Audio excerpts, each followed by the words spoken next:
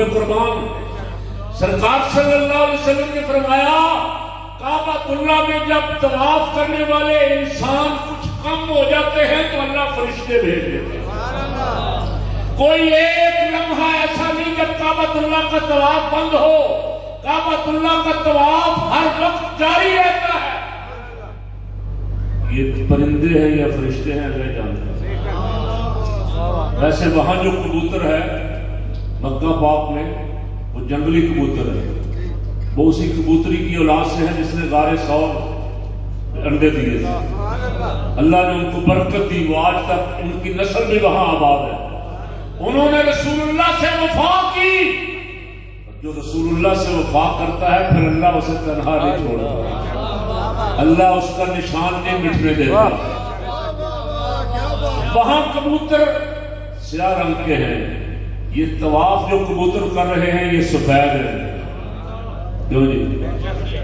اللہ فرشتے بھیجتا ہے، ہمیں نظر تو نہیں آتے لیکن طواف وہاں ہو رہا ہے، وہاں طواف ہوتا رہے گا صبح قیامت تک۔ سبحان اللہ، ایسا لگتا ہے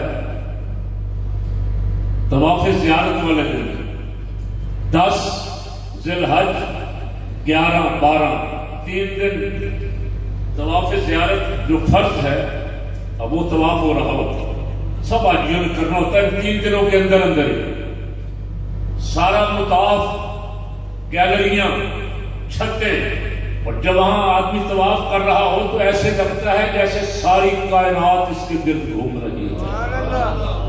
سبحان اللہ، اللہ رب العالمین نے اسے اپنے ساتھ نسبت عطا فرمائی۔ بیت اللہ کہا اللہ کا گھر ہے، اللہ نے اسے شرف عطا فرمایا، اور رحمت عالم صلی اللہ علیہ وسلم کی نسبت کی وجہ سے اسے عظمت عطا فرمائی۔ ساری کائنات کعبے کے گرد گھوم رہی ہے، اور کبھی کعبے سے پوچھو، کعبے سے سوال کرو تو کعبہ در رسول پہ حاضر ہو رہا ہے۔